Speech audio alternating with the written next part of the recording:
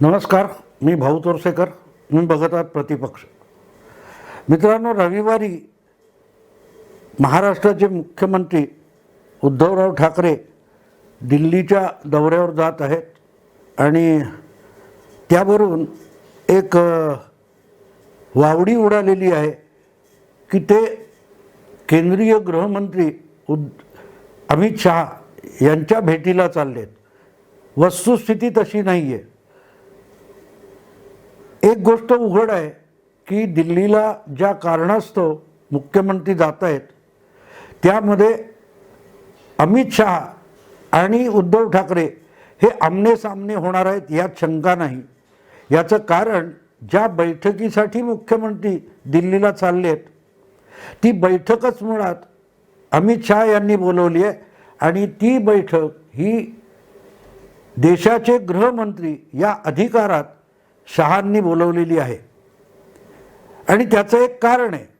कारण असं आहे की ज्या ज्या राज्यांमध्ये नक्षलवादी उपद्रव चालू आहे त्या नक्षलवादाचा बंदोबस्त करणं ही जितकी केंद्राची जबाबदारी आहे तितकीच त्या राज्यांची जबाबदारी आहे. पण विषय एकच आणि वेगवेगळ्या राज्यांमधला उपद्रव एकच असं असल्यामुळे ती कारवाई ही अत्यंत सुसंघटितरित्या आणि सुसूत्रितरित्या करावी लागत असते. म्हणजे उदाहरणार्थ आपण बघितलं की तेलंगणा असेल, आंध्र असेल, छत्तीसगड असेल, झारखंड असेल, महाराष्ट्र असेल, हा जो असा बंगाल बिहारपासून आंध्रपर्यंत एक पट्टा आहे. त्या पट्ट्यामध्ये देशाची मोठमोठी जंगलं विस्तारलेली पसरलेली आहेत आणि त्या जंगलामध्ये दऱ्याखोऱ्यामध्ये लपून नक्षलवादी आपल्या कारवाया करत असतात. आणि हे जे नैसर्गिक आडोसे त्यांना मिळालेले आहेत तिथे राहून त्यांनी आपली दहशत माजवलेली आहे. फरक इतकाच असतो की हे सुद्धा देशाचे नागरिक आहेत आणि त्यामुळे तिथे कुठलीही लष्करी कारवाई करूनही हा दहशतवाद आटोपता येत नाही. त्याचं कारण स्पष्ट आहे की जेव्हा लष्करी कारवाई केली जाते तेव्हा त्यामध्ये कोलॅटरल डॅमेज याचा अर्थ ती कारवाई होत असताना आसपास वास्तव्य करणारे नागरिक, गावकरी यांचेही जीवितहानी होत असते, ज्याला लष्करी किंवा युद्धाच्या भाषेमध्ये कोलॅटरल डॅमेज म्हणतात. तर ते टाळायचं असेल तर अशी मोठी कुठली लष्करी कारवाई करता येत नाही आणि त्याचा फायदा घेऊन नक्षलवादी नेमके प्रस्थापित राज्य व्यवस्था आहे, प्रशासन व्यवस्था आहे किंवा बंदोबस्ताची व्यवस्था आहे त्यातल्या खाचाखोचा भेगा शोधून पळवाटा काढत असतात आणि आपल्या कारवाया करत असतात. म्हणजे अगदी उदाहरण घ्यायचं तर महाराष्ट्राचा काय असेल ते गोंदिया, भंडारा किंवा गडचिरोली अशा जिल्ह्यामध्ये उपद्रव करायचा आणि महाराष्ट्र पोलीस त्यांचा बंदोबस्त करायला जातील तेवढ्या वेळात ते सीमा ओलांडून दुसऱ्या राज्यात आंध्रमध्ये, तेलंगण किंवा छत्तीसगडमध्ये पोहोचलेले असतात. इथे एक गोष्ट लक्षात घ्यायला लागते की आपण मुंबईत बसलेले असतो किंवा महाराष्ट्राच्या उर्वरित अशा शहरी भागामध्ये राहत असलो किंवा शहरीकरण झालेल्या भागामध्ये राहत असलो तर जितकं उघड्यावरचं जीवन आपण जगतो तसं या दुर्गम भागामध्ये तितकं उघड नसतं. त्यामुळे पोलिसांची ठाणी असतात, नाकी असतात काय. तर तशी सगळीच्या सगळी राज्यांची जी बॉर्डर आहे ती अखंड बंदोबस्ताखाली किंवा टेहळणीखाली असते असं नाही. त्यामुळे त्यातून निसटून जाणं शक्य असतं. आता भारत पाकिस्तान, बांगलादेश ही सीमा इतकी विस्तारलेली आहे की त्याच्या एकेका इंचावर, एकेका फुटावर कोण घुसतोय, काय करतोय कळू शकत नाही आणि त्याचा फायदा असलेले लोक उचलत असतात. आणि म्हणून बंगालपासून आंध्र प्रदेशपर्यंत जे काय नक्षलवाद पसरला आहे त्याचा बंदोबस्त करताना राज्याचे पोलीस आणि केंद्रीय पोलीस आणि राज्य केंद्र यांची गृह खाती यांना संयुक्तपणे कारवाया कराव्या लागत असतात. संयुक्तपणे कारवाया कराव्या लागतात. त्यामुळे मग हा सगळा उद्योग करायचा तर त्याच्यामध्ये जी सुसूत्रता यावी लागते ती फक्त पोलीस खात्यावर किंवा गृह खात्यावर सोडून चालत नाही. त्याचा राज्य पातळीवर आणि केंद्र पातळीवर संयुक्तरित्या विचार करावा लागतो. म्हणून अशा राज्यांचे जे मुख्यमंत्री आहेत त्यांची ही बैठक केंद्रीय गृहमंत्र्यांनी बोलवली आहे. आणि आता केंद्रीय गृहमंत्री अमित शहा आहेत आणि महाराष्ट्राचे मुख्यमंत्री उद्धव ठाकरे आहेत, म्हणून ते एकमेकांच्या समोर येणार आहेत. या फक्त दोघांचीच बैठक असा प्रकार नाही आहे. वेगवेगळ्या 6-7 राज्यांची समस्या एकत्रित विचार करण्यासाठी ही बैठक आहे. पण त्या निमित्ताने उद्धव ठाकरे आणि अमित शहा हे एका मंचावर किंवा एकत्र येणार आहेत. पण त्यामुळे मग ते त्यात पक्षीय किंवा केंद्र महाराष्ट्र अशा विषयावर बोलतील असं नाही. पण गंमत अशी होती की अमित शहा आणि उद्धव ठाकरे असं म्हटलं की लोक लगेच बंद खोलीच्या दरवाजा आड किंवा त्या बंद खोलीत जे काही शिजलं होतं तो शब्द पाळला नाही इथपर्यंत जाऊन पोहोचतं. लोकसभा निवडणुकीपूर्वी शिवसेना भाजप युतीने निवडणुका लढवायच्या हे ठरलं, ते दोघात ठरलं होतं आणि त्यामध्ये उद्धव ठाकरे आणि अमित शहा होते. तर त्या दोघांमध्ये शब्दांची, वचनांची, आश्वासनांची काय देवाणघेवाण झाली ह्याचा पत्ता तिसऱ्या माणसाला नाही आहे.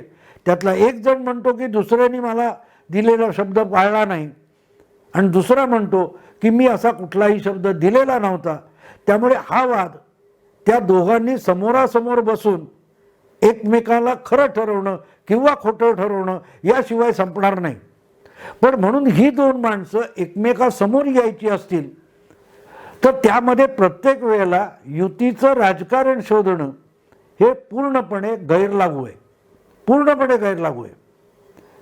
पण तरीही ही चर्चा होत असते.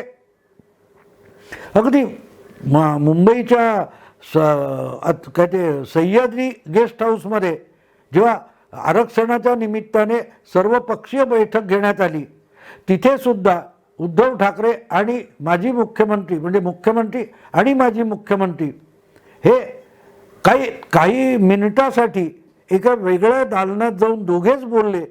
तर त्याकडे सुद्धा महाराष्ट्रातल्या राजकारणाची उलथापालथ किंवा त्याचा आरंभ म्हणून बघितलं गेलं. पण सगळ्या इतकी उलथापालथ सहजगत्या होत नसते हे लोकांच्या डोक्यात येत नाही. ताबडतोब ते कुठच्या त्या बंद खोलीपासून इतिहास शोधायला सुरुवात करतात. तर मला असं वाटत नाही की ही जी बैठक आहे त्या निमित्ताने लगेच काहीतरी महाराष्ट्राचा राजकारणाचा विषय या दोघांमध्ये निघेल हे इतकं सोपं नसतं. आणि दोन माणसं भेटतात तेव्हा फक्त राजकीय अर्थानेच काही देवाणघेवाण होते असं नाही. तर अनेकदा असं असतं की शेवटी महाराष्ट्रात सुद्धा भाजप आहे आणि केंद्रात राज्यात सत्तेत आहे, महाराष्ट्रात विरोधामध्ये आहे. शिवसेना किंवा इतर काँग्रेस, राष्ट्रवादी हे पक्ष महाराष्ट्रात सत्तेत आहेत, केंद्रात विरोधी पक्षात बसलेले आहेत. आणि त्यामुळे ते दोघे एकत्र आले काय ते कुठल्याही निमित्ताने त्यांचे वरिष्ठ नेते भेटले एकमेकाला किंवा अगदी खाजगीत भेटले तरी केंद्रात किंवा राज्यात उलथापालथ होणार आहे इथपर्यंत जाण्याची गरज नसते. कारण त्या पक्षीय राजकारणापलीकडे दोघांचेही वेगवेगळे हितसंबंध, पक्षीय हितसंबंध, व्यक्तिगत हितसंबंध वेगळ्या कारणास्तव असतात आणि त्यासाठीही देवाणघेवाण होत असते. अगदी तुम्हाला माहिती की ईडी, CBI यांचा ससेमिरा, आयकर यांचा ससेमिरा महाराष्ट्रातल्या सत्तारूढ आघाडी जी आहे तिच्या नेत्यामागे, त्यांच्याशी संबंधित असलेल्या लोकांच्या मागे हा ससेमिरा लागलेला आहे. दुसरीकडे महाराष्ट्रात जो भाजप आहे त्याच्या नेत्यांच्या मागे कसलं ना कसलं प्रकरण लावून द्यायचा उद्योग महाविकास आघाडी ही सत्ताधारी पक्ष करत असतात. आणि मग जेव्हा हे एकमेकांना राजकारणातले काटशह हे मुळातच प्रशासनातून दिले जात असतात. म्हणजे आता 2 दिवस आपण 4 दिवस ऐकतोय की आता महाराष्ट्रामध्ये भाजपच्या माजी मंत्र्यांच्या भानगडी काढणार आणि त्यांच्या मागे चौकशीचं शुक्लकाष्ट लावणार, ही चर्चा आपण गेला आठवडाभर ऐकतोय आणि केंद्राकडून तर ह्या कारवाया चालूच आहेत. तर मग या बाबतीत अधिक पुढे जाण्यापेक्षा कुठे तडजोडी करता येतील का, याची चाचपणी दोन्ही पक्षांना हवी असते. भाजपलाही हवी असते आणि महाविकास आघाडीलाही हवी असते. अर्थात त्याच्यामध्ये एक गोष्ट असते की जो अधिक त्रासात असतो, अधिक गाळात असतो, तो त्यासाठी अगतिक झालेला असतो किंवा कधी एकदा हे संपेल. तुम्हाला माहिती आहे की प्रताप सरनाईक हे शिवसेनेचे अतिशय आक्रमक आमदार नेते, हे किती अर्णब गोस्वामीच्या विरोधात, कंगनाच्या विरोधात जणू काय ते भाजपवाले आहेत असे तुटून पडले होते. पण एक इडीची धाड पडल्यानंतर त्यांचा फुगा इतका फुटला की ते परत एकदा भाजपशी जुळवून घ्या असं मुख्यमंत्री किंवा पक्षप्रमुखांना उघडपणे पत्र लिहायला लागले. त्यामुळे किती काळात कोण आहे हे बघायला लागेल. त्याच्या उलट आपण भाजपचे विधान परिषदेतले विरोधी नेते दरेकर यांच्याकडे बघू शकतो. दरेकर हे मुंबई बँक, जिल्हा बँकेचे, जिल्हा सहकारी बँकेचे अध्यक्ष आहेत आणि आता त्यांच्या घोटाळ्यांची चौकशी ही महाराष्ट्राच्या आर्थिक गुन्हे विभागाचा जो काय पोलिसांचा विभाग आहे त्याकडून होणार आहे, ती परत एकदा होणार आहे वगैरे वगैरे गदारोळ सुरू झाला. त्याने म्हणाले करा. मुद्दा असा आहे की आपण मुद्दाम इथे प्रताप सरनाईक आणि दरेकर यांची तुलना करू शकतो. एक विधानसभेत आहेत, एक विधान परिषदेत आहेत, एक भाजपचे आहेत, एक शिवसेनेचे आहेत. पण जितके त्या चौकशीने मरगळून किंवा काय ते अर्धमेल्यासारखे झाले ते प्रताप सरनाईक आहेत. ते थेट परत एकदा शिवसेना भाजप युती होऊ देत, आमचा बळी जातोय इतके रडकुंडीला आले. उलट प्रवीण दरेकर करायचं ते करून घ्या अशी उर्मट भाषा बोलतात. इथे आपल्या लक्षात येतं की अधिक गाळात कोण आहे, अधिक गाळात कोण आहे. ज्या प्रकारे अनिल देशमुख, अनिल परब किंवा काय ते मिलिंद नार्वेकर इत्यादी लोकांच्या चौकशा झाल्या, त्यांना समन्स गेलेली आहेत, त्यांच्या आणखीन काही काय धाडी पडत आहेत, हे सगळं बघितलं तर महाविकास आघाडी जितकी गाळात आहे तितकं विरोधी पक्षात बसलेला महाराष्ट्रातला भाजप आणि त्यांचे नेते गाळात आत्ता नाही आहेत, गाळात नाही आहेत. त्यामुळे जी काय केंद्रीय गृहमंत्री आणि काही राज्यांचे मुख्यमंत्री यांची एक परिषद होऊ घातलेली आहे, बैठक होऊ घातलेली आहे. त्या बैठकीमध्ये अमित शहा आणि उद्धव ठाकरे मुख्यमंत्री यांची भेट झाली. तर त्यामध्ये यात कुठेतरी आपण थोडं सैलसर वागू शकतो का, एकमेकांना थोडा दिलासा देऊ शकतो का, याची चाचपणी होऊ शकेल. ती परत एकदा युती करूया का इथपर्यंत नाही जात, इथपर्यंत नाही जात. व तुम्ही थोडं कमी करा, आम्ही थोडं कमी करतो, हा सौदा करण्याच्या दृष्टीने अशी भेट होऊ शकते. आणि भेट झाली तरी त्याच्यामध्ये एवढ्या मर्यादेपर्यंत चर्चा होऊ शकते. लगेच सत्ता पालट करणं वगैरे असल्या गोष्टी होत नाहीत आणि त्याची गरजही नसते, त्याची गरजही नसते. दोन्ही पक्षांना नसते, दोन्ही पक्षांना नसते. कारण आत्ता फटकन ज्या गतीने गेल्या वेळेला निकालानंतर उद्धव ठाकरेंनी जो तडकाफडकी निर्णय घेतलाय त्यानंतर जितके ते फुशारले आणि भाजप नाराज झालाय, त्यानंतर त्या दोन पक्षांना इतक्या झटपट एकत्र येणं हे सोपं नाही आहे. आपण उद्धव ठाकरेंनी टोकाचा निर्णय घेतला असं म्हणतो, पण मग 80 तासासाठी अजितदादांबरोबर देवेंद्र फडणवीस यांनी केलेला शपथविधी हा सुद्धा टोकाचा निर्णयच होता, टोकाचा निर्णय होता. शिवसेनेला दुखावण्यासाठीच घेतलेला निर्णय होता. त्यामुळे दुखावला एक गेला आणि दुसरा दुखावलेला नाही असं नसतं. आणि त्यामुळे जेव्हा दोन जुने दोस्त दुखावला जातात ते इतक्या सहजगत्या परत एकत्र येणं सोपं नसतं, दोघांसाठी सोपं नसतं, दोघांसाठी सोपं नसतं. आणि म्हणून अशा कुठल्या तरी अमित शहा आणि उद्धव ठाकरे भेटणार किंवा नरेंद्र मोदींना उद्धव ठाकरे एकांतात भेटले किंवा मुख्यमंत्री आणि विरोधी नेते फडणवीस आणि उद्धव ठाकरे हे एका दालनात जाऊन 10-15 मिनिटं वेगळे एकांतात बोलले म्हणजे महाराष्ट्रातल्या सत्तेत उलथापालथ होते अशा वावड्या उडवणं किंवा तशा कल्पना करणं किंवा त्याच्यावर डिबेट वगैरे योजणं हा शुद्ध मूर्खपणा असतो, मूर्खपणा असतो. पण याचा अर्थ त्यांच्या भेटीत हवा पाण्याच्या गप्पा होतील असं अजिबात नाही. किंवा आजी माझी भावी असं उद्धव ठाकरे एक गमतीशीर वाक्य बोलले, त्याच्यावरून परत सुतावरून स्वर्ग गाठण्याचे जे प्रयत्न झाले ते हास्यास्पद होते, ते हास्यास्पद होते. ते जर भावी खरं असतं तर ह्या काल परवा ज्या 40 ठिकाणी आयकर विभागाच्या धाडी पडल्या त्या पडल्या नसत्या, त्या पडतात. याचा अर्थ अशा भेटीगाठी चालतात त्याच्यामध्ये एक कॉमन ग्राउंड तयार करण्याचा प्रयत्न होतो की आपल्यातले मतभेद संपणार नाही ते मान्य आहे, पण मतभेदाचे मुद्दे बाजूला ठेवून विसंवादाचे काय इश्यू असतील ते बाजूला ठेवून कुठे सुसंवाद होणारे मुद्दे आहेत का याची चाचपणी अशा भेटी बैठकीतून होत असते. जेव्हा दोन टॉपमोस्ट नेते समोरासमोर एकांतात भेटतात तेव्हा त्यांच्यामध्ये अशी चर्चा होत असते की बाबा एकमेकांना आपण इतकं बोचकारलं पाहिजे का, एकमेकांना इतकं रक्तबंबाळ करण्यापर्यंत वैर पोचलं पाहिजे का, भांडण आणखीन टोकाला नेलं पाहिजे का, हे एकमेकांच्या जीवावर उठल्यासारखं राजकारण करण्याची आवश्यकता आहे का, नसेल तर यातून काही मध्यम मार्ग निघतो का, किंवा ठीक आहे आपण एकत्र येऊ शकत नसो तरी एकमेकाला रक्तबंबाळ तरी करू नये असा काही मार्ग निघू शकतो का, याची चाचपणी अशा एकांतातल्या भेटी बैठकीत होऊ शकते.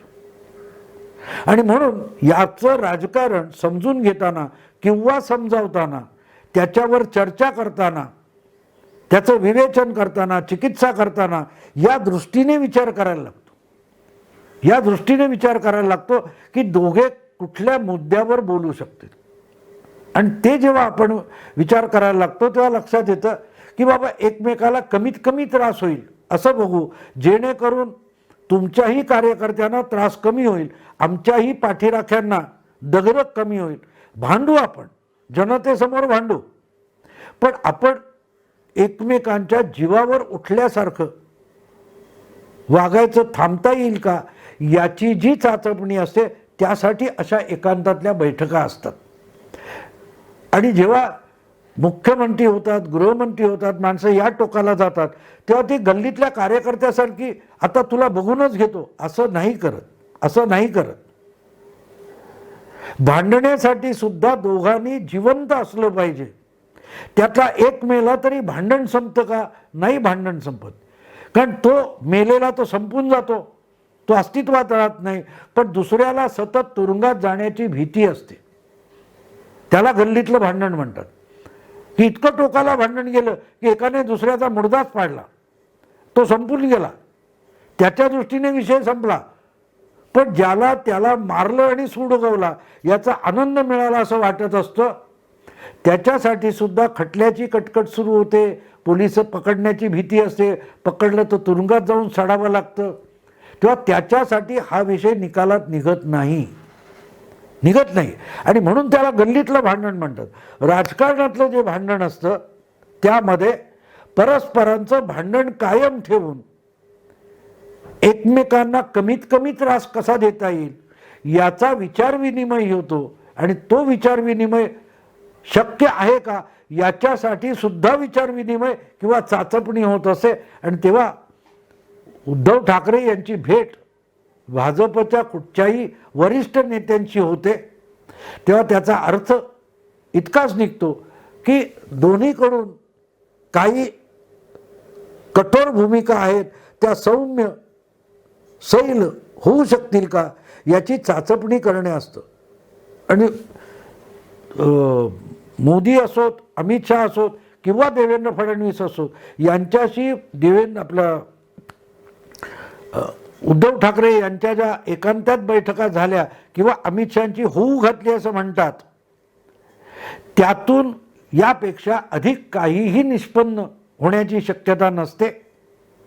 आणि म्हणूनच ही माणसं एकदा भेटतात, दोनदा भेटतात, तीनदा भेटतात, तेव्हा आपण भेटीत काय बोललो हे जाहीरपणे बोलत नाहीत. अहो फार कशाला, काल परवा संजय राऊत हे पवारांची नाराजी सांगायला, आजी माझी भावी या विधानावरून पवारांची जी नाराजी होती याचा पवारांच्या नाराजीचा संदेश घेऊन संजय राऊत मुख्यमंत्र्यांना भेटायला वर्षा बंगल्यावर गेले.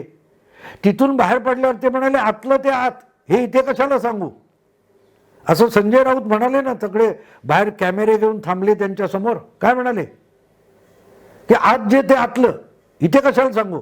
याचा अर्थ लक्षात घ्या, तुमच्या समोर जे बोललं जातं, पत्रकारांसमोर बोललं जातं, कॅमेऱ्यासमोर रेकॉर्ड होऊ दिलं जातं, ते राजकारण नसतं, तो देखावा असतो.